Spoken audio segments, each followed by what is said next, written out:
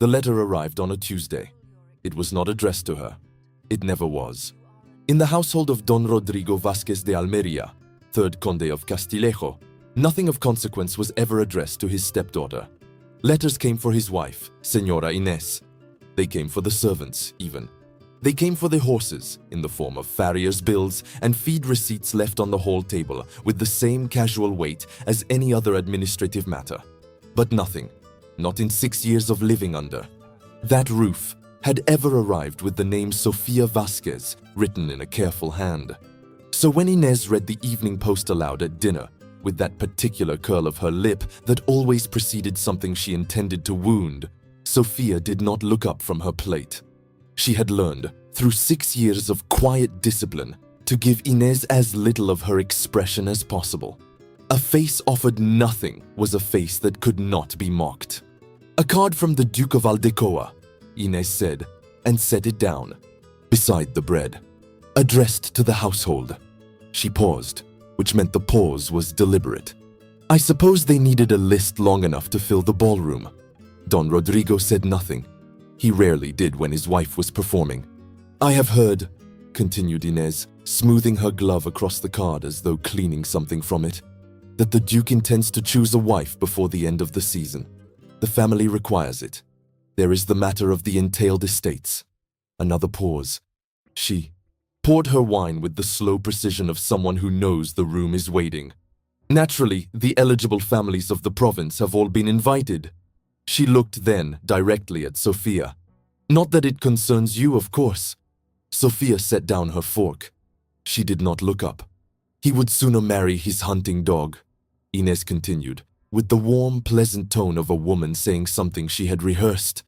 Then look twice at a girl without name, without portion, and without the basic charm. That draws a man's eye. You have nothing to offer, querida.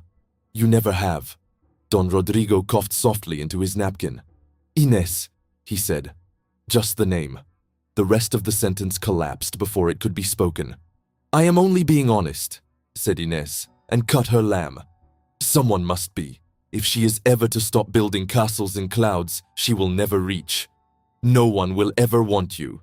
She said it the way she said everything that mattered, without raising her voice, without shifting her posture, as if it were simply a fact, like the weather or the tides. The sooner she accepts that, the less painful her future will be. The candles on the table did not flicker. The footman by the sideboard kept his eyes on the middle distance. Outside, the late autumn rain moved steadily against the tall windows of the dining room, each drop finding its small, temporary course down the glass. Sofía looked up, not at Inés, at the window. There was a self that lived behind her eyes that she had kept very carefully hidden for 6 years, not because it was shameful, but because anything she showed Inés became ammunition. So she had learned to fold it inward. Her humor, her opinions, her grief, the particular brightness that her mother had called that light of yours, Sofía, be careful with it. Not everyone can bear it. Her mother had been dead for 7 years. The light had not gone out. It had simply gone underground, where it could not be touched. May I be excused, she said, when I have finished? It was not a question. She finished her supper in 4 minutes, folded her napkin with the precise deliberateness of someone who refuses to be hurried, and left the room. In her chamber, she sat at the narrow window that looked out over the courtyard and listened to the rain. The household invitation card had, by some habit of the footman, been left on the silver tray with the rest of the evening correspondence. She had palmed it when she passed. She held it now in the lamplight. Excellency Duke Alejandro Oriol de Aldecoa requests the presence of the Vásquez household at Palacio Aldecoa for an evening reception on the 22nd of November. 8 o'clock. Dress formal. The 22nd was 9 days away. Sofía had attended exactly 3 balls in her life. At the first, she had been 16 and had danced with a boy who stepped on her feet with cheerful frequency. At the second, she had spent 2 hours in conversation with an elderly marchioness who was losing her, hearing and kept asking Sofía to speak up, and who had been, in fact, the most interesting person in the room. At the third, which was 18 months ago, and the last one Inés had permitted, she had stood near the windows with a glass of orgeat, and watched the candles multiply in the mirrors until the room looked infinite. And she had thought, somewhere, in some other life, I would not be standing here alone. She had not been invited to a ball since. But this was a household invitation. It included her, by the technical mercy of the word household. And Inés, for all her architecture of small cruelties, could not uninvite her without making it a visible act. Sofía set the card on her writing table and looked at it for a long time. Then she opened her wardrobe. The dress she found at the back was her mother's. She had not touched it in 4 years. It was heavy silk the color of deep water at dusk. Not blue, not green, but the precise uncertain shade that existed between them. And it had been altered twice, once for a younger woman's figure and once for Sofía's own, by the seamstress her mother had trusted before the money ran out. She held it against herself in the wavering mirror. The woman in the glass looked back at her with an expression she did not quite recognize on her own face. Not hope. Hope was too fragile a thing to survive in this house. Something older than hope. Something that had been waiting in the back of the wardrobe along with the dress, quiet and patient, gathering itself. She had no idea who the Duke of Aldecoa was. She had heard the name, of course, a man of property, of consequence, of formidable family. But names were only names until they were given a face. What she knew was this. 9 days from now, she would walk into a room she was supposed to be invisible in, wearing her mother's dress, carrying the only currency she had ever possessed, which was not beauty, and was not wealth, and was not family name. It was something harder to name. Something Inés had been trying to extinguish for 6 years and had not succeeded. The rain continued against the glass. No one will ever want you. Sofía hung the dress carefully on the hook behind the door, where she could see it from her bed. She blew out the lamp and lay down in the dark. She was, she realized, not afraid. The Palacio Aldecoa stood on the hill above the old town, the way certain things stand in a landscape. Not dominating so much as simply being there, in the manner of something that has always been there and intends to continue. Its facade caught the torchlight from the avenue below and gave it back changed, the stone holding a warmth the air no longer had. Carriages discharged their passengers in a long, unbroken chain. Jewels caught light and lost it. Voices rose and were swallowed by the size of the entrance hall. Sofía descended from the Vásquez carriage third, behind Inés and Don Rodrigo, and ahead of no one, because no one else had come. Inés had not spoken to her during the 40-minute drive. She had spoken at her once, briefly, to observe that the dress was old-fashioned and that the color was unforgiving to a complexion without bloom. Then she had returned to her window and her silence, which was its own kind of instruction. The entrance hall of Palacio Aldecoa was white marble and candlelight and the sound of a string quartet somewhere above, the music drifting down the grand staircase like something being poured. Sofía looked up at the ceiling, painted with allegory, figures she did not immediately recognize, and then looked at the people already flowing past her into the reception rooms. And for a moment, she was simply a woman in a blue-green dress standing still in a moving river. "Don't linger in the hall," Inés said without turning. "It looks as though you have nowhere to go." Sofía moved into the first reception room. It was large and warm and loud in the particular way of well-maintained social occasions. Laughter, calibrated to carry, conversation measured for impression. The mirrors along the far wall doubled everything. The guests, the light, the flowers in their crystal vases. She accepted a glass of wine from a footman's tray and positioned herself near one of the tall windows. The old instinct, the one that said, "Glass at your back, the whole room visible." She had been standing there for perhaps 12 minutes. She had counted, not from boredom, but from the habit of measuring how long she could occupy a space without becoming conspicuous. When she noticed him, not because he was moving toward her. He was not. He was standing on the far side of the room near the door to the card rooms, speaking to a man in military dress, and he was not looking at anything in particular.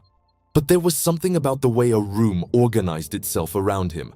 Not fawning, not theatrical, simply a quality of attention that shifted in his direction without quite meaning to, that drew the eye. He was, Tall in the particular way that is not about height, but about presence. The kind of tallness that is as much composure as anything else.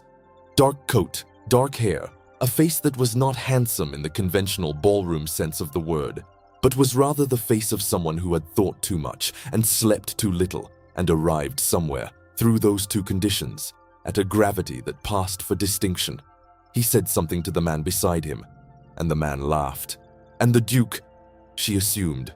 It was the Duke, or she hoped it was, because if it was not, her instincts were badly miscalibrated, did not laugh.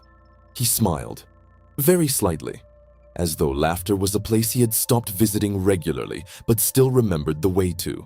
Sofía looked away. She did not look away because she was uninterested.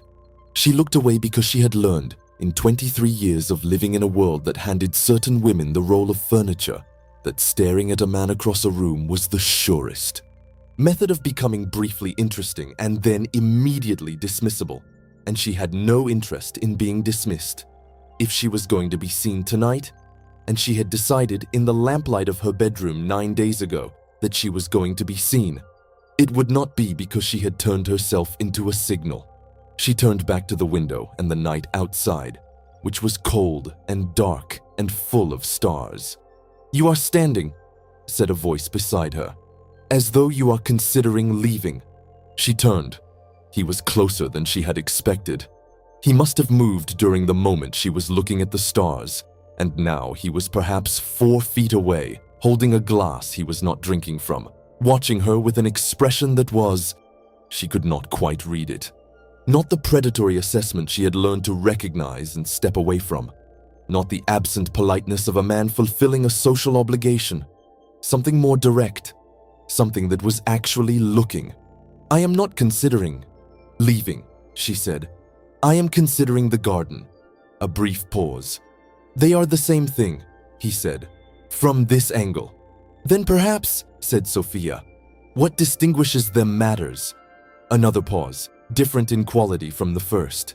He tilted his head very slightly, not condescension, more the expression of someone who has heard a sentence and is turning it over. "Duke Alejandro Oriol de Aldecoa," he said. "Sofía Vásquez," she said. No title, she had none. She offered him the bare syllables of her name as though they were sufficient, which she had decided somewhere around age 15, they always would be.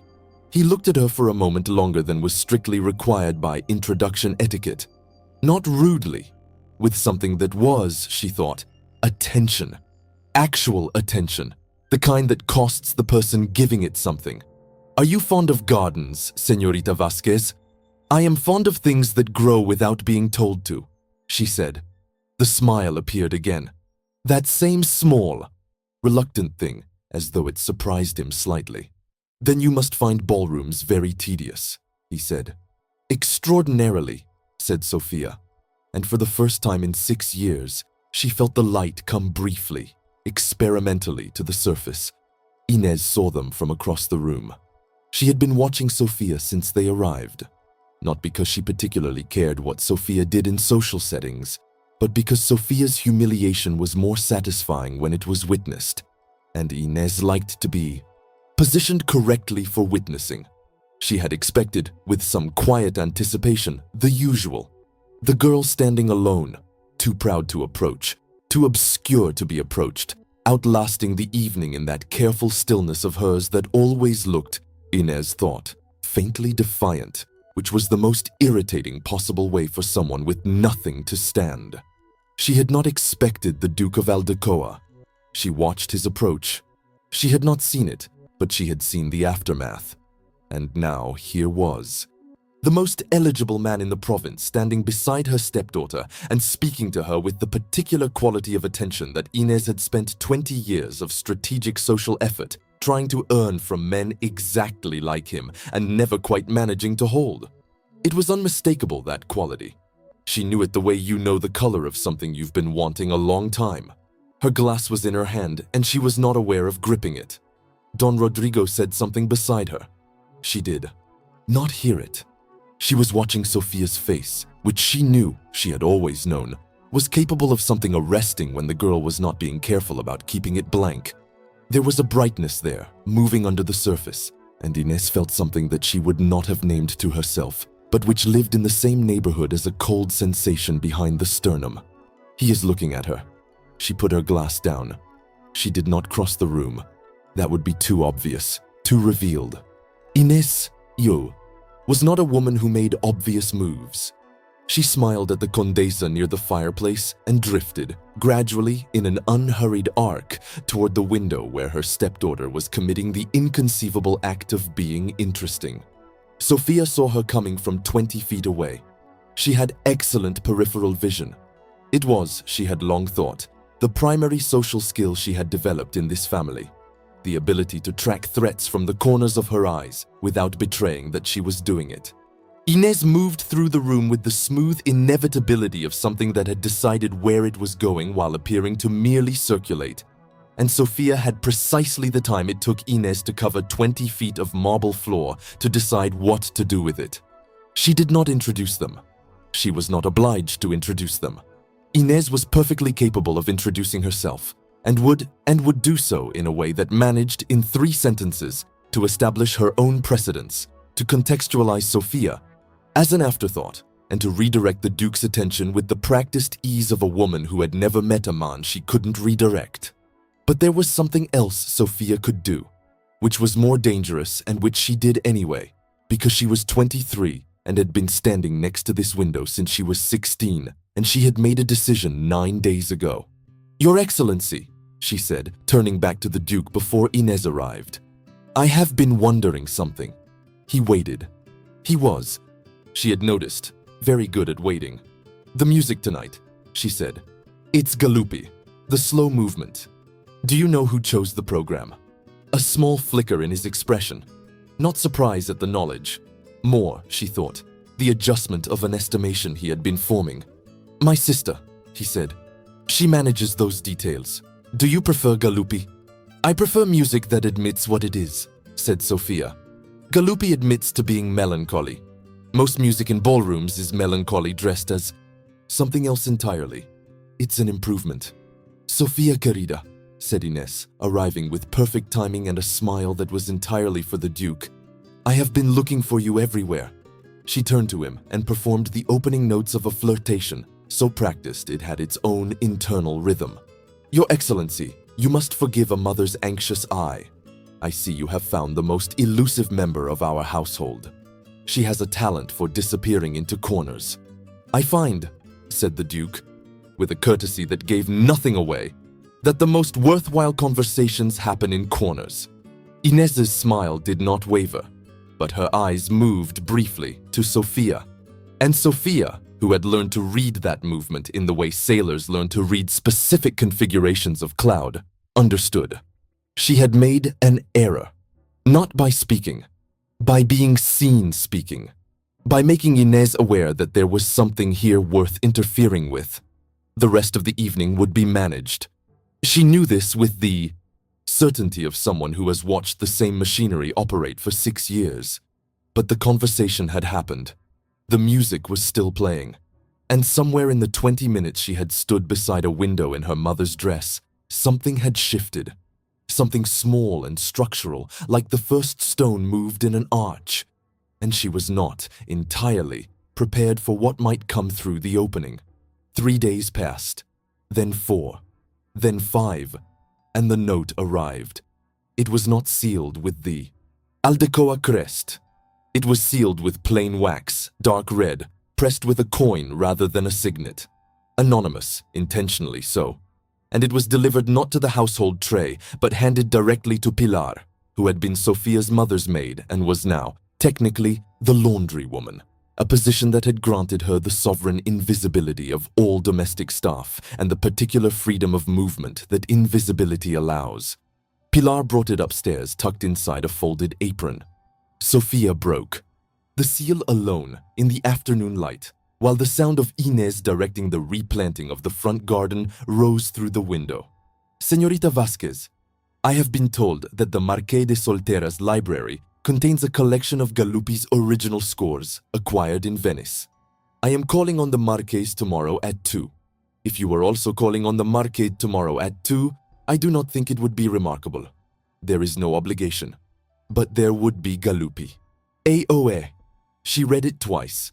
Then she held it for a while, in the way that you hold something that has weight when you were expecting lightness, or lightness when you were expecting weight. He had not used his full title. He had used 3 initials, which were more intimate than a name and less claiming than a title. And she was not sure if he knew that, or if he was simply a man who thought about letters the way she thought about them, which was to say, as a means of saying the thing that could not be said aloud in a room full of mirrors. She looked at the window. Inez's voice rose, fell, issued a correction. There is no obligation. That was the sentence she returned to. It was doing a great deal of work in a short space, that sentence. It was acknowledging the situation, her position, her lack of freedom to act freely without consequence, the asymmetry between them. Without naming any of it directly, it was telling her something about who he was that the ball had begun, but not completed. She took her, writing things from the drawer. She thought for a long time before she wrote. Long enough that the light changed, moving from the left window to the right, and Inez's voice ceased its operations below and was replaced by the ordinary afternoon sounds of the house, feet on stone floors, a door latching, rain beginning again against the glass. Your Excellency, I find myself in the unexpected position of also having business with the Marqués de Soltera tomorrow at 2. I cannot speak to the Galupi, as I have not seen the collection. But I have always thought that Galupi's greatness lies less in the notes than in what he understood about the thing that makes people melancholy in the first place, which is time passing and beauty not remaining, and that this understanding does not require a score to transmit.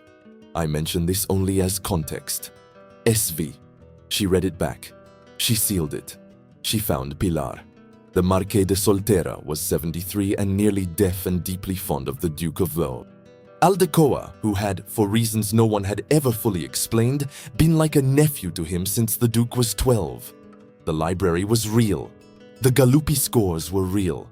The Marqués received Sofía with the warm, slightly distracted welcome of a man who had been expecting her, which meant the Duke had told him she might come, which was its own information. The Duke arrived 12 minutes after she did. She was standing at one of the long reading tables with a score open in front of her. Genuinely open, genuinely reading, when he came through the library door, and the fact of her having arrived first, having occupied the space, having already begun, was something she had considered and decided to allow. He stopped inside the door. She looked up. "You came," he said. It was not quite surprise and not quite the absence of surprise. "You mentioned Galupi," she said. "I have limited defenses against Galupi." He crossed the room and stood on the opposite side of the table, looking down at the score. He was close enough that she was aware of the quality of silence he occupied. Very still, a stillness that was not stiffness. More the stillness of someone who had learned, at some point, that silence was not something that needed to be filled. "Your letter," he said after a moment. She waited. What he understood about the thing that makes people melancholy in the first place, which is time passing and beauty not remaining. He was quoting her, not performing the quotation, simply returning it, the way you would return something borrowed. "Is that what you think?" "Isn't it?" she said. He looked at her with that measuring quality again, the one she had noticed at the ball, as if she were something he was trying to locate in a map he had thought was complete. "I had not thought of it precisely that way," he said. "I had thought his greatness was that he did not resist the melancholy. He went into it rather than around it." "Those are the same thing," said Sofía. "From this angle." He was quiet for a moment. Then he laughed. Not the controlled thing she had seen at the ball, but something actual, something that came from further inside. And she felt the warmth of it, involuntarily, the way you feel warmth from a window without expecting to. And she returned to the score so that he would not see what had arrived in her face. The Marqués called from an inner room, asking if they wanted coffee. They spent 2 hours in that library. The Marqués joined them twice, drifted away twice, fell asleep in an armchair once, and was restored by a footman. They looked at scores and talked about music, and then stopped talking about music and began talking about other things. and the afternoon narrowed to a point that had no room in it for Inez or the dining room or the 6 years that had been spent trying to convince Sofía that she was unremarkable. When she left, she carried nothing with her that she had not brought, and yet the walk home was entirely different. From the walk there, what happened next was not what either of them intended, which is often the condition under which the most significant things happen. The Marqués, who was deaf and fond and not nearly as unaware of his surroundings as he appeared, mentioned the afternoon visit to a condesa at dinner 3 days later. The condesa mentioned it to her sister. The sister mentioned it to Inez. Inez received the information at breakfast. She did not change expression. She finished her coffee.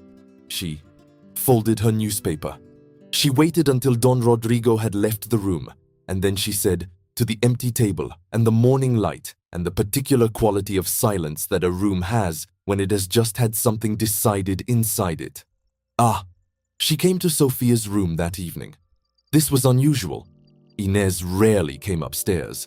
She preferred to summon people to wherever she was, which kept geography on her side. Coming to Sofía's room was a crossing of a kind. It meant she had decided that this required something more direct than could be achieved at a distance. Sofía was at her writing table when she heard the knock, not the knock of a servant. She knew Inez's knock, which was precisely 2 beats, evenly spaced, like a small administrative announcement. "Come in," she said. Inez entered and stood in the middle of the room and looked at it. The narrow bed, the wardrobe, the single window, the writing table, with an expression that Sofía could not quite categorize. Not contempt, which was its usual register, something more careful than contempt. "I want to understand," Inez said, "what you think you are doing." Sofía set down her pen. She turned in her chair. She looked at her stepmother and said nothing, which was the only thing she had ever found that genuinely unsettled Inez. Silence that was not submission. Silence that was simply waiting. "He has a position to consider," said Inez. "A name, an estate. He cannot, you understand this, he cannot attach himself to someone without family, without portion, without anything that would make such a match comprehensible to the people around him." She was not raising her voice. She was very nearly gentle, which was more unsettling than anger would have been. "I am not saying this to be cruel." Sofía looked at her. "You are always saying it to be cruel," she thought. "You have been saying different versions of the same thing for 6 years, and every version of it is designed to reach the same interior place in me and hollow it out." She did not say this. "I visited a friend's library," said Sofía. "Don't be foolish." Inez's tone shifted, not to anger, but to something sharper, the tone of a woman who has spent 20 years being very good at strategy and recognizes when she is being deflected. "I am telling you that whatever you imagine is happening is something you need to stop imagining before you embarrass yourself in a way you cannot recover from." He is being polite. He is a polite man. Polite men talk to everyone. Sofía stood. She was not taller than Inez. She had, for most of her life, made herself smaller in this woman's presence, a compression that had become habitual, a protective smallness. She stood up to her full height in that moment, not as aggression, not as challenge, but simply as something she was suddenly, quietly, unwilling to suppress. "I appreciate your concern," she said. It was not agreement, and it was not gratitude. It was 3 words that contained the whole 6 years of every room she had been made smaller in, and every dinner she had finished with her eyes on the window, and every night she had lain in the dark and held herself together with the light she had not let them reach. Inez looked at her for a long moment. Something moved in her expression, something Sofía did not expect, and which she filed away because she did not have time to examine it now. Something that was not quite contempt and not quite cruelty, something older than both.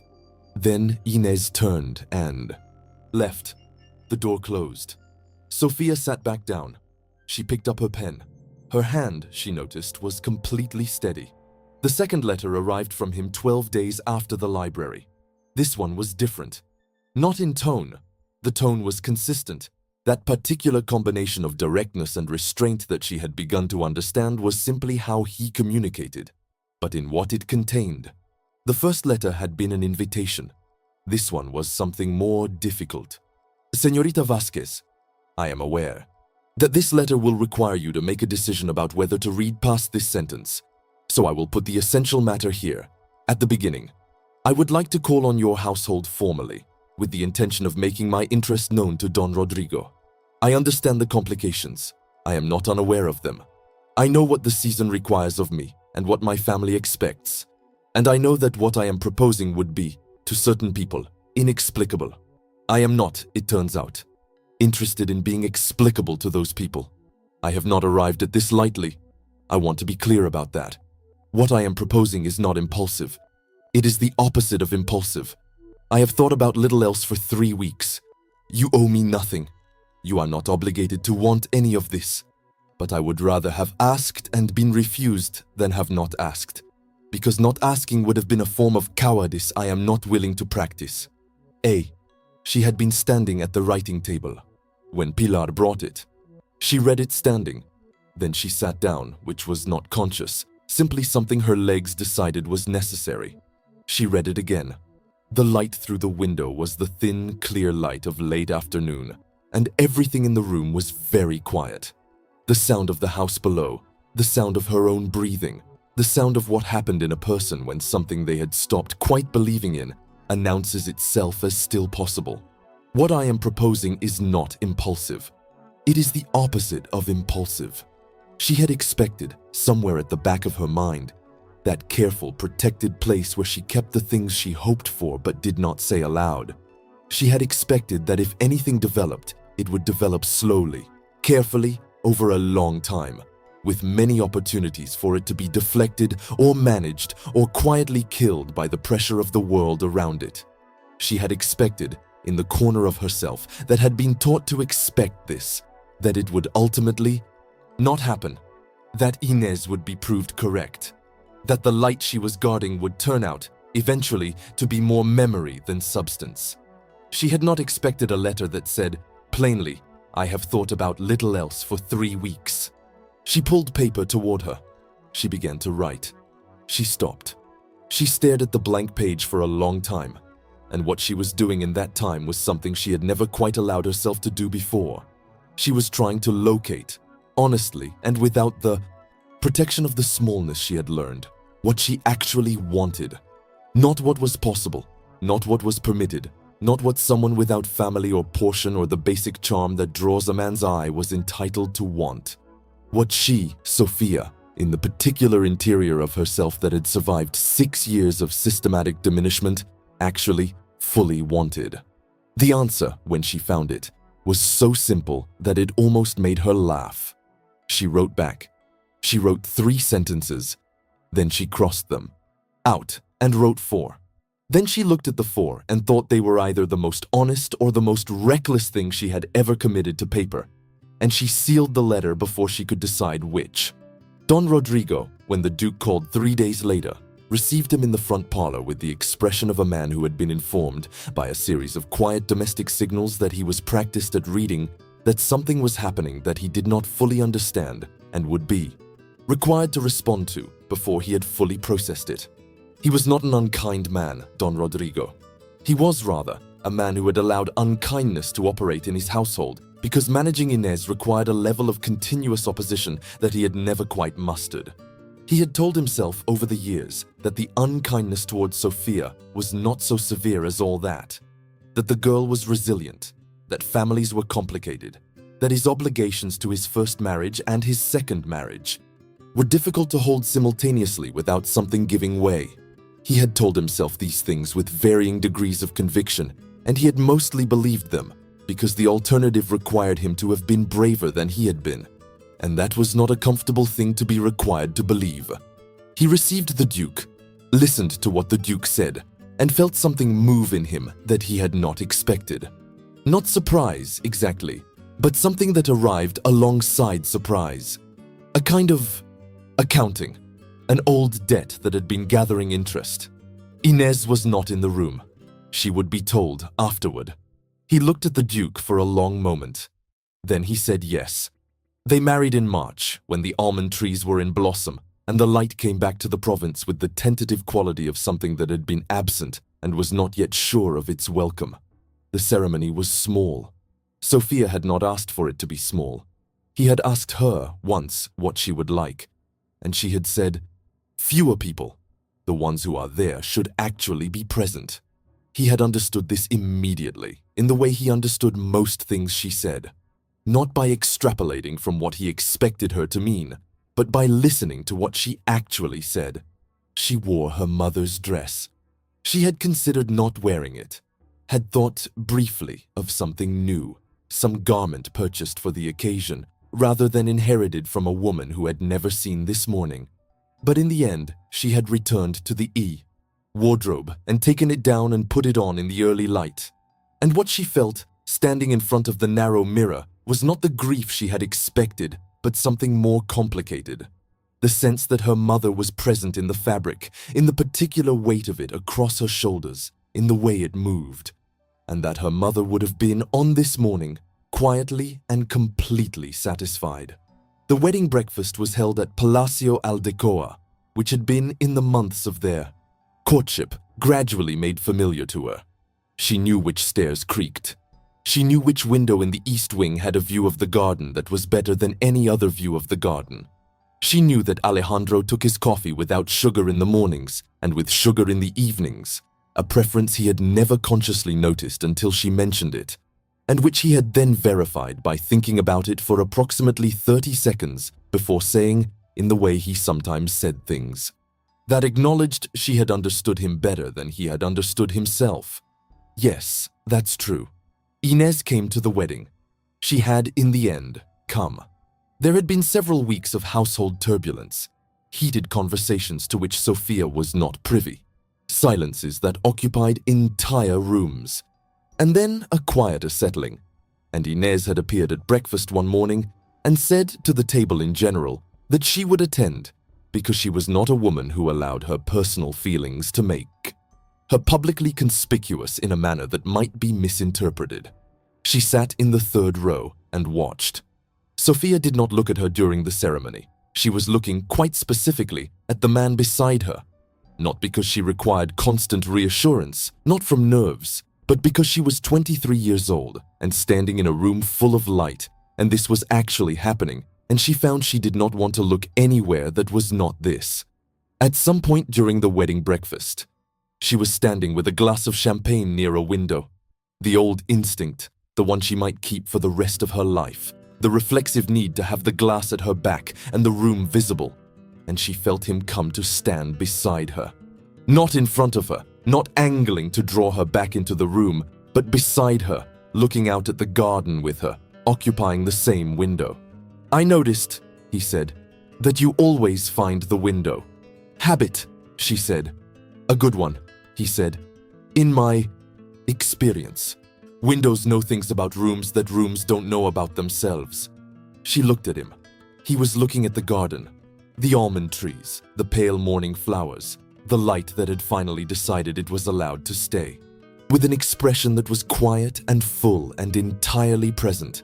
And she thought, with a certainty that settled in her without drama, without the noise she might have expected certainty to make, this is who he is.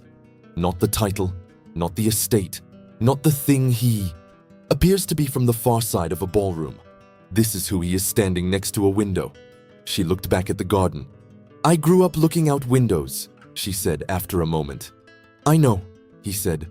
"I'm sorry for that." It was not an apology he owed. He had not been there. He had not known her when she was making herself small in rooms that were not hers and learning to fold the light away. But it was the apology of someone who understood what it cost, and she received it as it was offered, not as something owed, but as something given, freely, because he wished the past had been different. Her hand was on the window ledge. His hand came to rest beside it. "The trees are early," he said. "The almond blossoms. This cold. They always come when they decide to," said Sofía. "Not when the weather permits. It's one of the things I like about them."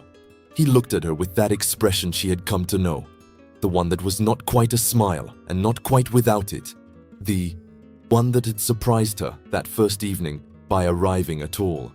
"Yes," He said, "I see that. There is a kind of love that does not arrive with ceremony or recognition. It arrives the way light arrives, incrementally, by accumulation, by the slow filling of rooms that have been dark for a long time. It asks nothing theatrical of us. It asks only that we do not, in our fear of the dark, mistake the light for a danger." Sofía had been told, for most of her life, that she was unremarkable. The truth, which she had carried underground in the careful dark of herself for all those years, was simply this: she had never been unremarkable. She had simply been in rooms where the wrong people held the lamps. In the end, as in most things that matter, it was not about being wanted by the right person at the right moment. It was about having the courage, on one particular evening in November, to be entirely, quietly, unapologetically herself, and to let the right person see it. That is what all of this was, finally, about. If this story found you, if you stayed until the almond blossoms, then you already know what this channel is. A place for stories that take their time, for love that earns itself, for the kind of drama that lives in a glance held a moment too long, or a sentence that says everything by saying almost nothing. There are more stories waiting. Subscribe if you would like to be there when they begin.